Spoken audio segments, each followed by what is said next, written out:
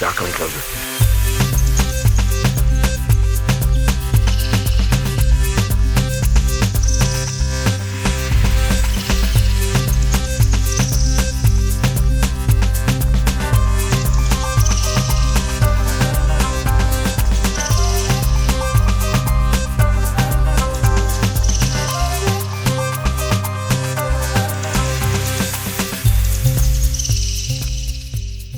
Hello everybody and welcome to The Birdish Show. With me as ever, live from Antioquia, Colombia, Diego Calderon. Diego, welcome back. Hey mate, how's it going? Very good here from my front, and I see you have a little bit of a new background there. What is happening? I do have a new background here. We've migrated, no pun intended, to a new studio in Bogota. So we've got the nice new setup here. We've got all the bird posters behind me, as you can see. I'm sure we'll get a closer look at those throughout the episode. I believe you have a pair of black phoebes nesting in your back garden, right? How are they doing? Indeed. Been entertaining, following these guys. But unfortunately, like 3 days ago, mate, I came back and I didn't see the juvenile on the nest. I thought, it's already, flying and just doing his stuff. It was predated. So this is one of the things of birding, you really love the birds, like to see them, etc. And you get a little too personal with these birds that are in your garden. But I mean, that's Mother Nature. I found the dead body of the bird just in the backyard. That was probably a cat or probably a great thrush and didn't eat it. So that's actually pretty not great. But I mean, that's life, that's nature. So it's been entertaining, but a little bit tough these days, I have to say. How's your birding going these days?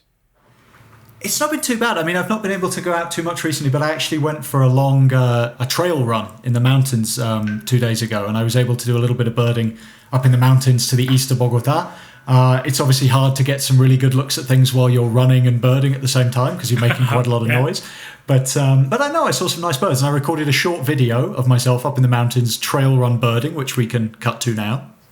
So this is what it's like birding while trail running. I'm about halfway through what will probably be a 12-14 kilometers in the mountains to east of Bogota on the road to Choachi. And I mean, I'm running, so I'm not really birding, but I can stop all the time. I'm surrounded by this beautiful, I was in Paramo, Subparamo, Solandian forest. I've seen, just while running and stopping to fish some species, I've seen black-crested warbler, scarlet-bellied mountain tanager, a bunch of hummingbirds, and a huge migrational movement of cliff swallows, which was awesome. So we'll check back in a little bit. It was nice. The biggest highlight was a huge passage migrant flight of cliff swallows. I stopped counting at like 58 or something like that, but they were even more. No way, probably, really? Maybe even 100, and a few bank swallows in amongst them as well, which was kind of cool. Can I make a confession, Chris, before we start today? I have yet properly to see these cliff swallows. I mean, like, I've seen them, but super quick, but I really have to get a good view of that. To like look at yellows. Them. Yeah. No, these ones were flying really low over. I didn't have binoculars, and they were flying almost at eye level past me, and I got really nice views of them. They're beautiful little birds, really. They're delightfully coloured little kind of chestnut faces and little white patch above the eye. Cheers for you, man. Cheers to the cliff swallows.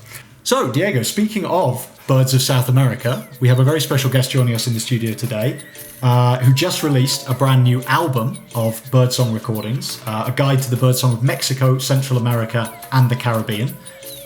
With us in the studio, or virtually in the studio, is Robin Perkins, aka El Buho, who's a DJ, music producer, and environmentalist from England, who has been working with birdsong-based musical composition for quite a long time now, I believe. But we'll talk to him about that in person.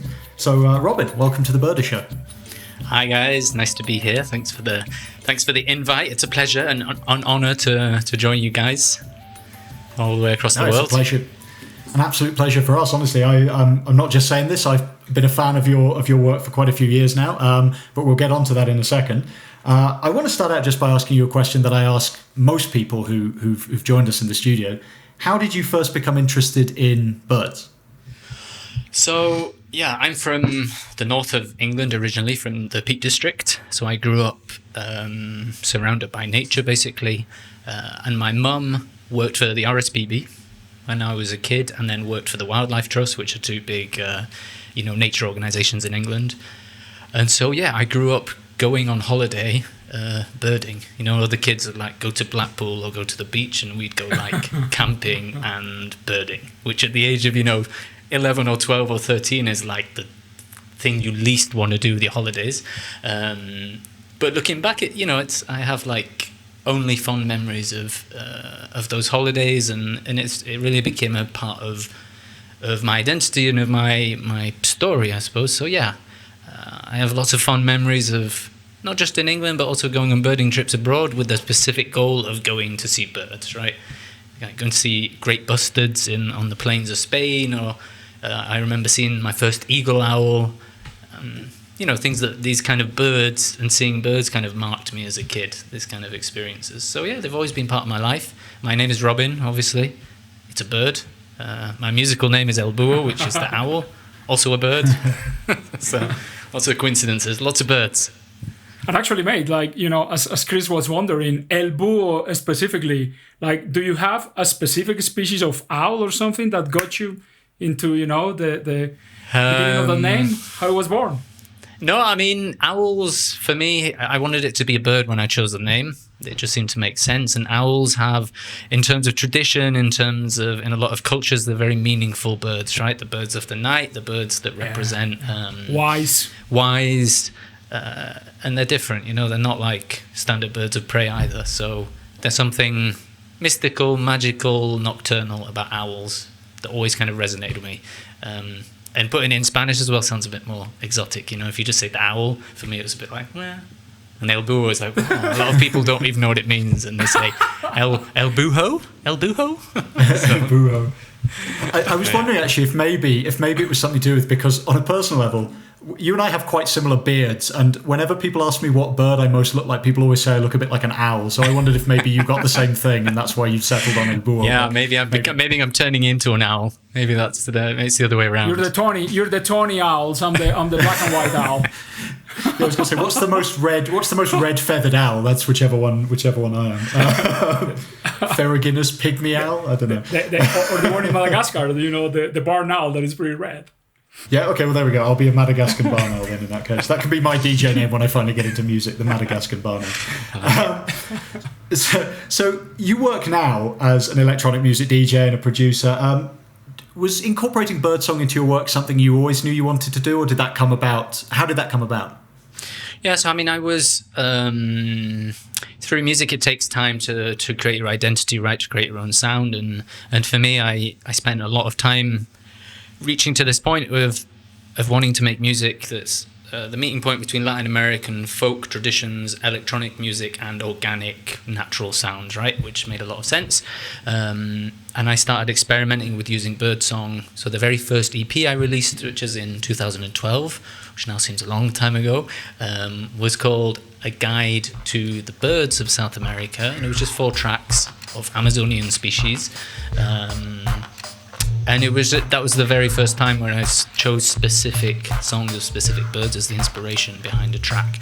And it's just a creative challenge which is completely different.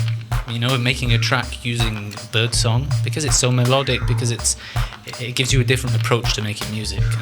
And after that EP, I was just kind of hooked for like, wow, this is something that musicians have done for hundreds of years, but very few kind of electronic musicians modern day. And so it's a really interesting different way of making music, I found. Speaking of your 2012 EP, A Guide to the Birds of South America, I'm looking at it on Bandcamp right now. I see 5 tracks, Amazonian species. I think the natural birder lister in me is already checking to see how many of them I've seen. I've got 4. I have 4 out of 5, all of which are in Colombia. So Diego, I want to see how many of these you've seen. So we've got Great Jacamar. I know you've seen that. Absolutely. Pavonine Quetzal, I'm sure, right? Indeed. Not in the Amazon, but I've got it. Yeah. No? Nice. Tropical Screech Owl. I know you've got that. That's Got it here in the backyard here. Common Paurake. Common Paraki. Absolutely. Yeah. Búho. And the one that I haven't seen, which I don't think is in Colombia unless it's been discovered in the middle of Me Too, is the Spix's Wood Creeper. Oh, no. It's actually, it's not one we have in Colombia, and not one I have yet. That's not very common. Normally, Diego's seen a lot more of things than I've seen, but there you go anyway. So A Guide to the Birds of South America EP is where you first started out incorporating birdsong into music. And then, if we flash forward a bit to 2015, and this is where I first came across your work, because I remember I was living in Colombia when I saw the crowdfunding announcement for a project of yours, a guide to the Birdsong of South America. And I remember reading the description and thinking that this is essentially a project tailor-made for my interest, because it combines Latin American music, Latin American culture, and birds, but also kind of my three biggest interests. And so I naturally crowdfunded it, and that came out in 2015. So, I mean, how did you come to be involved in that project? Yeah, so I mean, it was a natural evolution from that first EP. And at the time, I just started working for Greenpeace. I worked for Greenpeace for 8 years. And at the time, I was going through, a lot of this idea of how can music partner with activism. Music has a great power to touch people and to reach people in different ways. And I just wanted to play with this idea of music and activism. And building on that first EP, I thought it would be incredible to challenge a bunch of different artists to make a piece of music inspired by the song of a bird. And why not make that the song of an endangered bird? And why not use the profits, make it a non-profit album and donate the proceeds to help protect and save these species? So that was just the kind of idea that was born, and the first volume was pretty much a DIY affair. So like my parents hand mailed out all of the vinyls from their house at the local post office in the north of England. I'm interested in how you selected, because I'm looking at the track listing here. So we've got 10 species, 10 tracks, and 10 different artists from Latin America. How did you go about selecting the species? Was each artist assigned a species, or was there a short list? Quite a long process. On the conservation and endangered categories or something like that? Yeah. So, I mean, basically our filter was, critically endangered, or threatened, more or less. And we used the IUCN Red List. And so I first came up with a short list of threatened and endangered species from each country. Then cross-checked with, okay, is there a recording of that song? Because, I mean, there's some incredibly rare birds, right, that the recordings don't exist, or they're really bad quality. And then we offered each artist 3 species from their country, and then let them choose. So we offered them basically a pack with pictures, information on the species, where it's found, what the main threats are, its status, and the songs, and then they chose the bird that they most identified with. Yeah, how did that happen? How did you, the guys working with you, the musicians, like, did they go to the field? Did they see the Nicephorus wren? Like, they got more into it on the real life? It's really funny. Alejandra, who is, she's Colombian, and one half of Lula Cruz of the group, they chose the bird and the song without really knowing much about where it came from. And then when she looked into it later, after, when they were writing the piece, she actually realized that the Nicephorus wren is found in the very same town that she grew up in, or the kind of very small region where she's born and where she's from. Wow. And she didn't realize, it was just coincidence, and so all of a sudden it took on this whole different meaning for her. And so the song for me it's the song that, it gets me every time, and because there's a really personal story to it. Wow. That's really nice. That's a nice connection. And actually that connects really nicely with both of us here in the studio, because, well, that's the Colombian representative of the 10 birds on the list. And one of my fondest birding memories in Colombia actually is connected with that same species, is with my dad, who's also a birder, was out visiting me in Colombia, and we had a holiday around Santander, which is the region you're talking about, where the maybe some 200 adult Nicephorus wrens that live in the world, in the whole of Colombia, exist in that small part of Colombia. And we actually had a really great encounter with a singing Nicephorus wren on the old Camino Real from Barichara, which is this beautiful little Colombian town. And we can actually play a clip of it now with, I'm hoping, some of the song from Lula Cruz, Cucarachero de Nicéforo, track 1, on A Guide to the Birdsong of South America. So we'll cut to that now.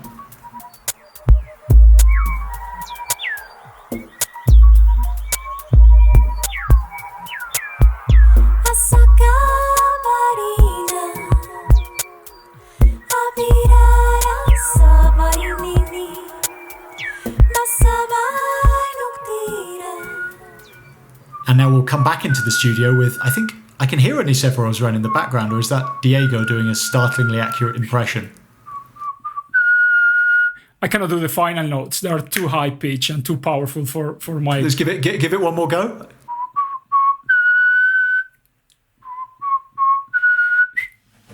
That's pretty good. I mean, applause is due. Yeah, I think we'll have to sample you.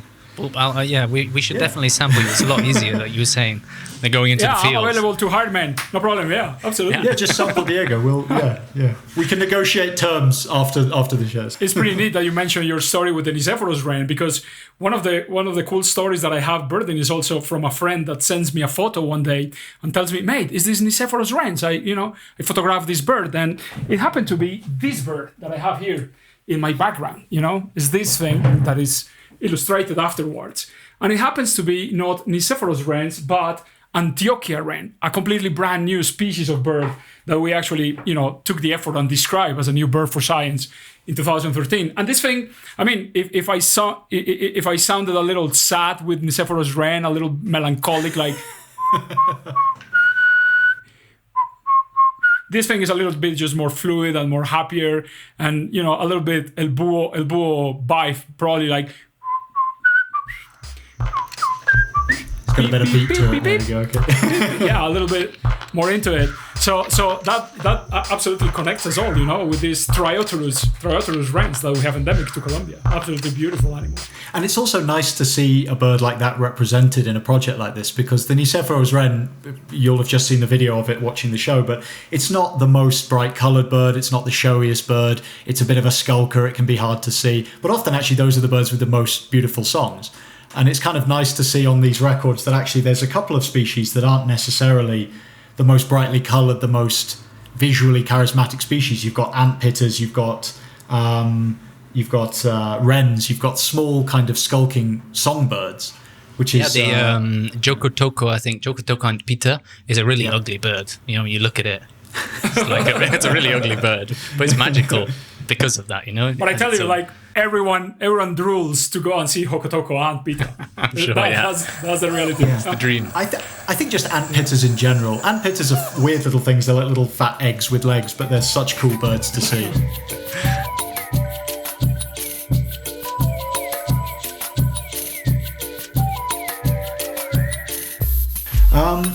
I was going to ask you, Robin, as well. So you've got these birdsong recordings, and you mentioned that some of the species that you might have used, you couldn't because no viable recordings actually exist to make music with. Where exactly did you source the birdsong recordings from? Yeah, so on the first volume, we worked exclusively with Sino Canto, the community which I discovered at the time, and I kind of stumbled across it and was like, wow. I had no idea that this thing existed, and it's just such an incredible resource. For a project like this, it's like exactly what we needed. So we used Canto and kind of identified the recordings, and then got in touch with each of the recordists and asked their permission to use the recordings, and all of them were like over the moon and more than happy for us to use them. And then on the second volume, we actually worked with Sino Canto and the Macaulay Library from Cornell, because they have obviously an incredible resource. And they were also, more than willing to give us the recordings and use of the recordings for free, which was great. So, yeah, but Sino Canto, for me, is quite an incredible community. I guess you guys know it, use it. I think, Diego, you're on it, right? You have recordings on it, I'm sure. Yeah, indeed. Diego's on everything.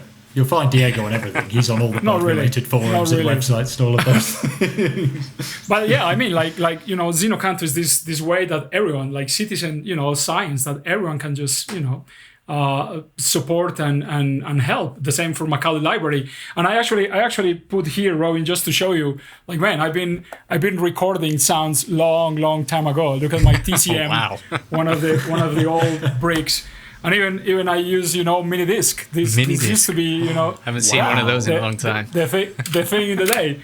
So I try to keep recording, and nowadays with cell phones and everything is much easier. But yeah, the more you can add and help and contribute to these collections, projects like yours and a lot of scientific things can just, flourish. Absolutely.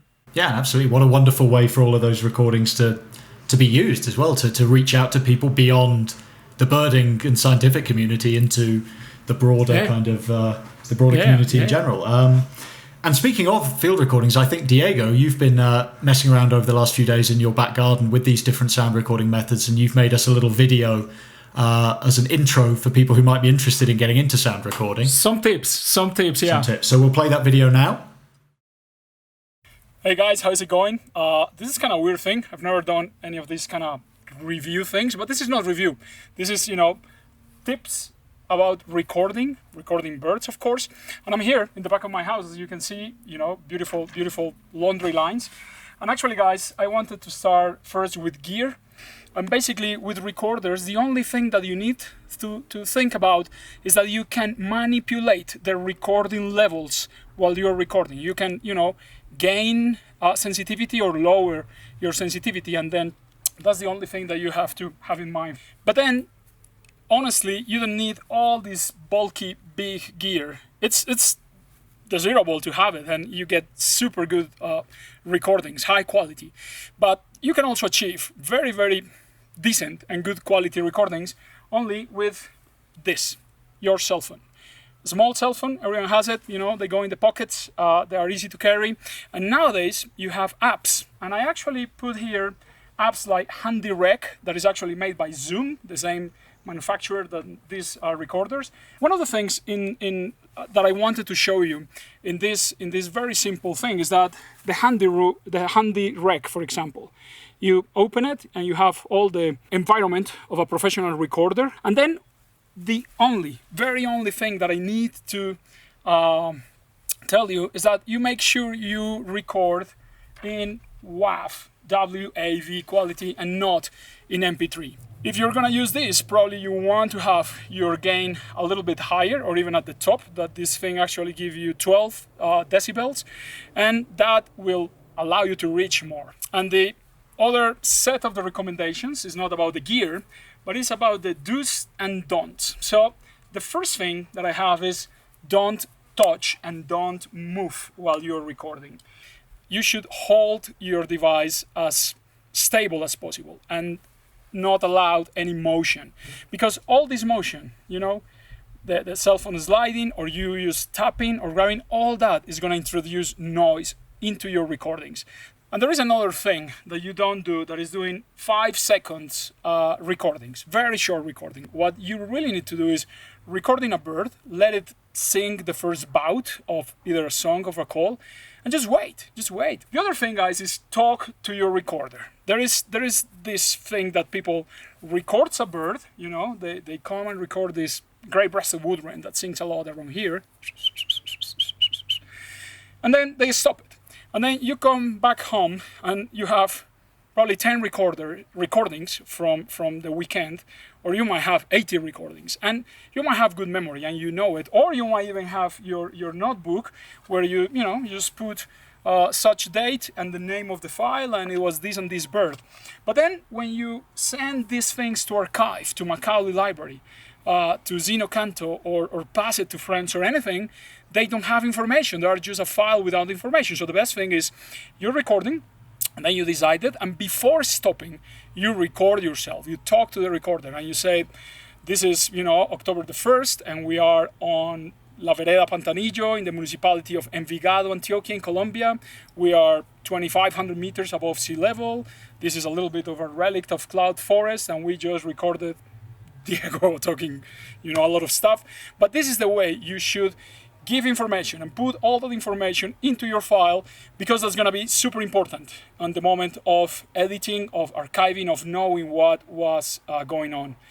Some recordings, actually, like historical recordings, it's great to hear the bird, but it's even greater to hear, Ted Parker or Paul Schwartz or any of these, like back in the day recorders, just telling stuff and details about the environment, the weather, the birds, the behaviors, everything. That's important. Talk to your recorder. And my last, recommendation: enjoy listening and recording the birds in the field, in nature, and keep curious, guys. That's what it is about it. And actually, speaking of bird field recordings, we have kind of an exciting bird news, Birders Show exclusive that we can reveal now, which is that a recording that Diego, that you made, I believe, of the extremely critically endangered blue-bearded helmetcrest, a small hummingbird only found in the high altitude of the Sierra Nevada de Santa Marta Mountains in northern Colombia, is going to feature on Robin's next album with an exclusive track, which also he has very kindly allowed us to use in the intro segment to the Birdish Show. That's the little bird you can hear cheeping away in our segment, and is also the little animated logo of our show. So, Robin, thank you for doing that. It's really appreciated. No, it's a pleasure. And how exciting to have such a unique and barely known bird feature on your next album. Yeah. I mean, and to have the record, it's such a rare recording as well. You know, when you make music, sometimes tracks just happen in like one session, and that's when you know it's a good track. And with this one, as soon as I read the idea and I got the recording, it was just like I started working and it just happened. You know, I didn't need to think about it, so it's always a good sign when you get the inspiration. So it was a very inspiring ask and a pleasure. Probably a huge number of people watching who don't really know much about the story of that bird. Diego, fill us in. What's the deal with this hummingbird?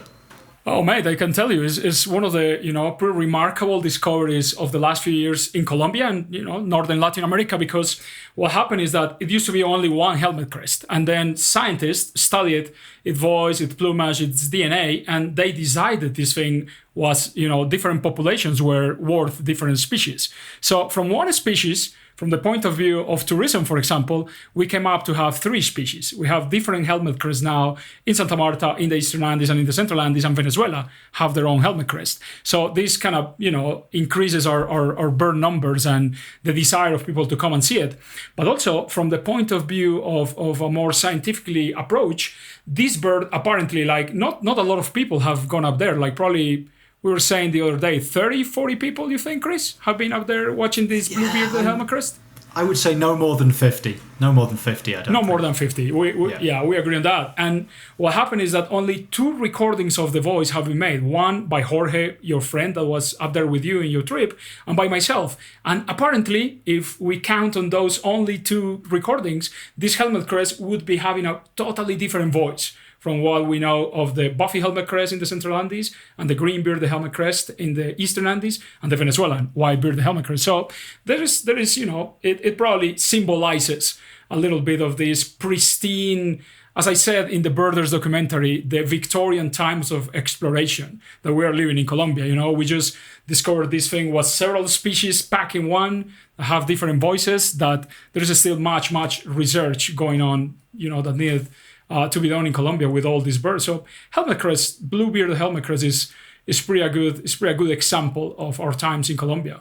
It bears emphasizing how remote this region of Colombia is. This is the Sierra Nevada de Santa Marta Mountains, which we can show a little map on the screen now. This is a standalone little mountain range on the Colombian Caribbean coast, the highest coastal mountain range on Earth, I believe. And an area which, beyond a certain altitude, is really underexplored by science, by outside visitors. And this species was thought to be extinct. I believe the last one officially seen had been in 1946, until it was rediscovered, and it was considered extinct and was rediscovered by researchers in 2015 in the high Paramos by lakes up at 4,000 odd meters in the Sierra Nevada. And of course, prior to that rediscovery, for a lot of birders, it wasn't considered a priority, right? Because as Diego said, it was just one species of bird before, Diego, 2014, right? Was the split? Probably, yeah, 2014, 15. Yeah, something like that. And I was up there in January 2018, I think. And it's a long walk. I mean, it's 50, 60 odd kilometers over about 4 or 5 days, up from 1,500 meters to about 4,000 in 2 days. Big changes in altitude, in temperature, in environment, everything. It's like, it's one of the places where in the less area, in the less hectares, the biggest amount of diversity in plants, birds, mammals, reptiles, insects is packed. So you don't want to lose places like Santa Marta Mountains. They are absolutely irreplaceable. Well, exactly. And protecting habitats like this is exactly the kind of thing that, Robin, I know that these projects aim to do, is protect the habitat of these endangered species.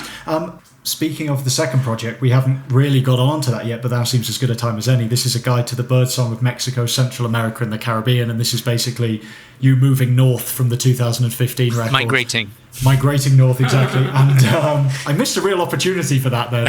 You've got me on that one. I've done it. I've worked on this project enough. It just comes naturally now.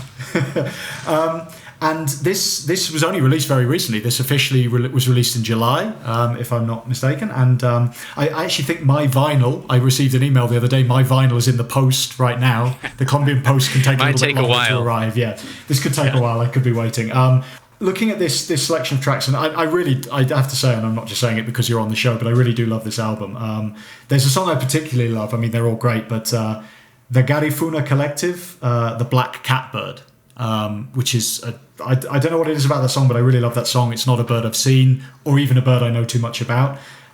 This is a Mexican band. Where are the Garifuna? They're from Belize, actually, and they're from the Garifuna Collective, which it's got a really fascinating history of, they were brought over, you know, as part of the slave trade, but they managed to keep their language and tradition, and it's very different. So I think it's across Belize and Honduras, and they speak Garifuna, and they have a really incredible musical history. And the Garifuna Collective is a group that brings together different Garifuna musicians, and they've released a bunch of albums. And our main point of contact from the Garifuna Collective, this is a nice birding link, Alobando, he is actually a keen birder, which we didn't realise before we invited them to the project, and it turns out that he is a member of the Audubon Society, and he goes birding with his son like every week.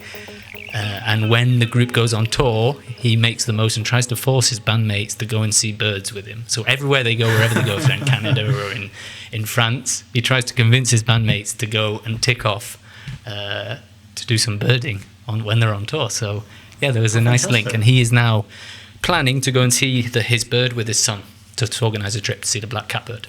Oh, wonderful. Well, that's actually great, because I was going to ask you, but that kind of answers that question. If any of the artists involved in these projects have been kind of moved to go birding as a result of the work, is there anybody else who maybe weren't bird lovers before who have since kind of fallen in love with this world? Yeah, I mean, I would say all of them to a certain extent. You know, all of the artists, it kind of woke something up in them, shall we say. I mean, I know Johnny, who is from Mexico. He was telling me that now every time he looks out the window and he sees birds, he wants to know what they are, and he starts looking, listening to the songs and trying to work out what they are. And Tamara, who is from Nicaragua, she was aware of the bird species, which is the Momoto carinado, but she wasn't aware of its plight. It's the national bird of Nicaragua. There's different motmots in Nicaragua. It's the national bird, and she wasn't aware of this particular subspecies, and she wasn't aware how endangered it was. And she's a biologist actually, and so this, for her, it really hit home. Again, she had a very personal connection with the bird, with the species, and yeah, so a lot of the artists connected in ways that they maybe didn't expect. And I think birds, do that in a way, because they're musical, because they have something that for some reason you can identify with as humans. They're so far away from us, but yet they're musical. The most musical animals. So yeah, the artists definitely connected, and it remains to be seen if they become like proper twitchers or not. But they're definitely listening more for sure. It's a slippery slope. It's a slippery slope. Yeah. Actually, okay. Now that you mentioned that they are connected to the birds, well, actually, it's pretty inspiring that you said, Robin, that some of these musicians got connected more to nature and to birds, because that brings me to Edgardo Garcés, El Guajiro. That is actually one of our main characters invited to the Birders documentary. El Guajiro got a bird tattooed in his arm, the Cardenal Guajiro, that is called Vermilion Cardinal, but never seen it before. And he went with us to see it, and it was an amazing connection. And actually, after all the excitement by night, he was already making music. And he is the one sending us today a question from the audience. He's an absolute fan of your work, and he was wondering, why do you, he sees you also, performing and playing in clubs or in parties or in big gigs, and he is curious about, why do you want to bring the ancestral music, the bird music, the nature to these scenarios? What's your goal there? Why do you do it? Yeah, it's a very good question. I think in a way, and this is something I've noticed, somehow, and it's hard to explain, there's a deeper connection. I've said, a lot of people have come up to me and said this, that they find a deeper connection in the music because of the kind of mix with organic sounds and natural sounds, and the use of old, ancient or traditional rhythms, and that people connect with that. And often electronic music can be quite robotic and mechanical and electronic, and it's often missing the kind of texture and the ambience and of the natural sound, and so it's a different experience. And I've played in Berlin at 3:00 in the morning, and playing like cumbia, like really slow music with like bird song, but with a big bass. And it just makes people think, well, yeah, why not? It's different, and there's a different connection, which often with electronic music is it's not there when you're in the club. It's more about hedonism and dancing, and this is a different approach. So, yeah, I think people connect differently. So, Robin, we've been speaking a lot, obviously, about birdsong. It's kind of the theme of this episode. But I wanted to ask you: is there any particular birdsong that's your favourite? Interestingly, when I talked before about walking around Paris in the neighborhoods, and I keep hearing a song, and every time I'm like, what is that bird? And it's always a blackbird. Every time I hear something, I think, what is that? And then I look it up, and I'm like, it's a blackbird. Of course, it's a blackbird again. So a blackbird for the moment is I don't know, it's just every time it gets me. As a kind of local one, at least. And from the album, I think the Ferminia or Zapata Wren is my favorite. It's another one of those kind of small little brown jobs that's not very interesting, but it actually has a really beautiful song. What about you, Diego? What's your favorite bird song? I've never asked you that before. Oh, I have to tell you, Wattle Guan really, really gets me. Is this crazily crescendo and then this ending call, very, very whole notes, very rich. And you always hear Wattle Guan's early morning, before dawn or late afternoon. Normally they don't sing on the day. So it's this thing that you probably don't see singing, and then you have to imagine it and match it, to the bird that you see. So I love it. I love that of Wattle Guan. It's just lovely. It's just lovely. That is a very cool song. I've only ever heard that bird. I've never seen it before. I've heard it so many times in the Colombian Central Andes, in Otunquimbaya and those places. A very cool song. But it's actually one of those birds that, as beautiful as it is, you're quite happy to hear it sing. Some species you hear calling and you really want to see the bird, but a Wattle Guan has such a surreal, intense, loud explosion of song that you're kind of just happy to hear it in the moment. Which is yours then? That's tricky. I really love, and it's probably a kind of obvious choice, but I really love the screaming piha that you hear all over the Amazon.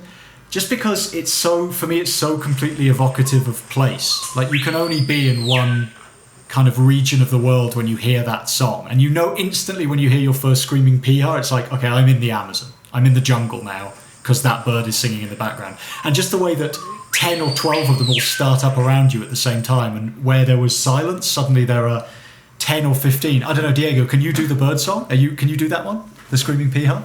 Not really well, but they have two parts of the song. And the first one, normally people don't recognize it. They make this little call and then it comes the yeah. And it's super loud. I'm not making 1% of the power of the call. It's amazing bird. It's so loud. And what's amazing about them as well is that they're relatively nondescript birds, and they have an amazing art of sitting very, very still and not moving very much. So you can have them calling what seems like 2 feet away because of how loud they are, and completely overlook them and miss them. They're not the easiest birds to see, even when they're singing, right in front of you. Probably my favorite. And it's probably the most abused bird sound in movies throughout the history. You can hear screaming pihas in movies in Asia, in Africa, anywhere that is tropical, screaming pihas. I don't know why, special effects. They take care and time and money doing great special effects, but not with bird sounds. Come on. Sounds like there's an opening. An expert in bird song for films. It's one of those things where probably somewhere there is a set recording that's just called Jungle Soundscape that has been used in every movie set in any jungle in the world ever. I'm pretty sure there's a screaming piha in Rambo, which is in Vietnam, if I'm not wrong. There is one on Indiana Jones, in one of the Indiana Jones movies. Come on. It sounds like a good game to identify the screaming pihas. In what films can you identify? There's one film I know for sure that the bird is meant to be here, which is, we're going a bit off topic here, but there's a film, Aguirre, The Wrath of God by Werner Herzog, which was actually filmed on location in the Peruvian Amazon. And that bird is calling throughout the whole of that film. And that one I know is accurate because that's in Peru, but otherwise, there we go. That's a new game for anybody watching. Send us your misused screaming PRs from movie history. And actually, Robin, while we were talking before, Julian, our videographer, had a question for you, which was quite funny, I thought, is the opposite of that. Is there any birdsong you've ever heard that just you thought was horrible and that you would never use on a recording if your life depended on it? I wouldn't classify them as horrible. I would say it's more of a challenge to incorporate, right? That's one way of putting it. I think the it's a very diplomatic answer. Yeah, the Catores from the Parrots from the Birdsong album, they're pretty rough, pretty not melodic at all. But the interesting thing is you can use them as percussion. So you don't necessarily need to use them as a melody, right? You can use them as like a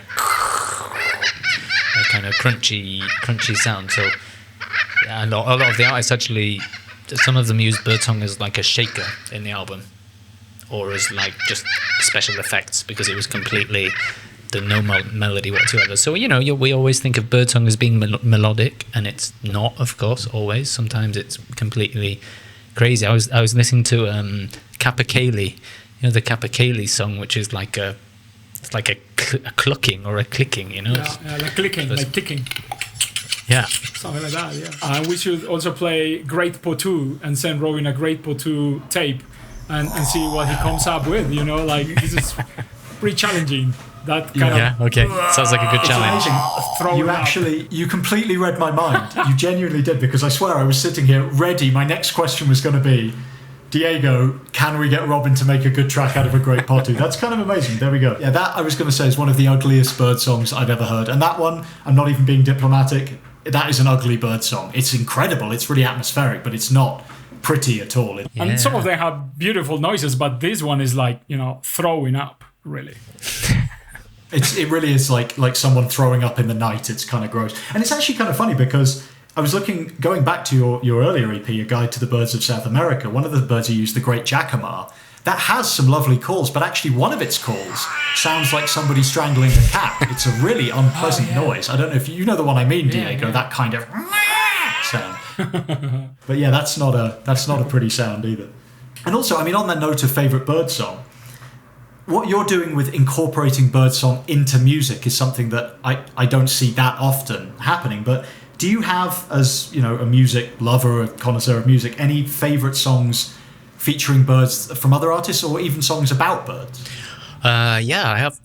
Funnily enough, when I was doing this whole project, I made a whole playlist of songs inspired by bird or songs using birdsong, and there's more than you would think when you start to look into it. Birds are quite a theme, not necessarily using birdsong, but inspired by birds. There's an awful lot of tracks, but using birdsong, and this is again not just because you guys are here, but the track from the Birders by Mucho Indio, which I will not attempt to pronounce, is beautiful.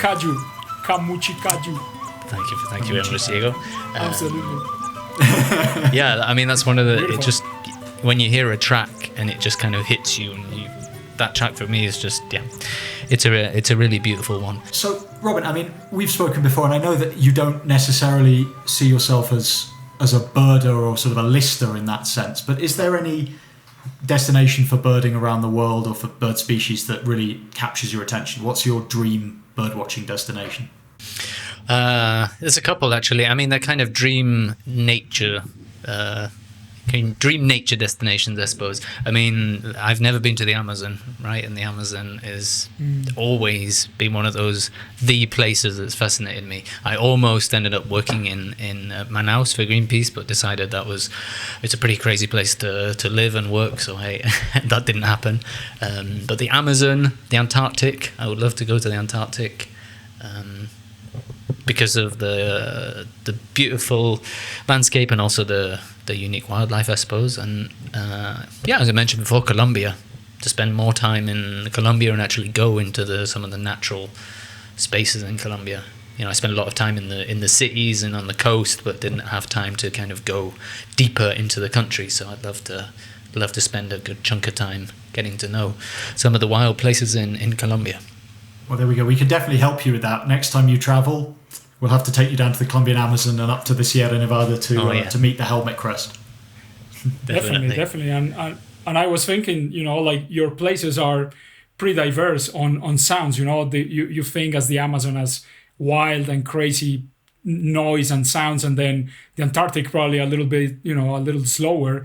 And then one question that I've always got, and that I kind of share with people that also record sounds and likes to interpret nature through their sound, is what is it silence for you? Is the lack of sound, or is the lack of noise only?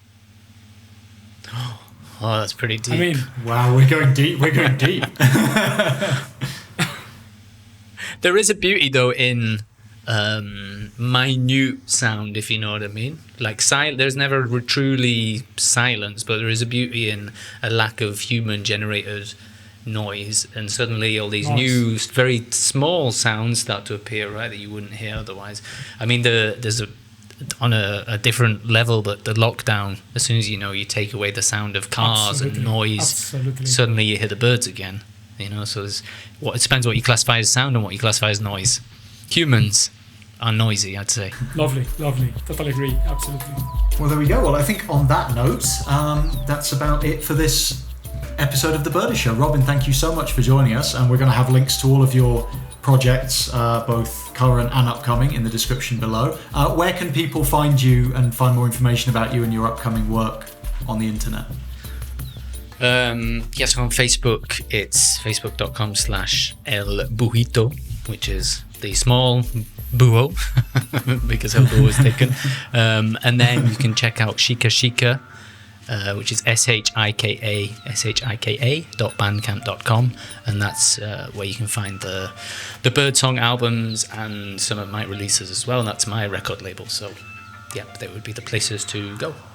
Excellent, thank you. And all of those links, as ever, are in the description below. And we'll also have a link to Robin's ever-evolving bird-inspired Spotify playlist, which hopefully people watching maybe can add in the comments, songs that aren't featured there about birds or featuring bird songs, so we can grow that playlist more and more. And once again, Robin, thank you so much for joining us. And no, thanks for having me, guys. It was a pleasure to discuss all these birds, and excited to go and listen to some new bird song and some new bird music. A privilege, mate, having you here. Cheers, and thank you very much for sharing all your knowledge and your passion for birds and nature. Cheers, guys. And Diego, as always, thank you for joining me, and I'll see you next time. Salud. Ciao. See you in the next episode. Hey everybody, thanks for watching The Birdie Show. Our dream is to turn this into the ultimate resource for birders all around the world to learn more about interesting people, find out more about bird behaviour, and generally immerse themselves in the wonderful world of birds. It would really help us out if you subscribe, like this video, and don't forget to hit the notification bell below to be informed about all of our latest content.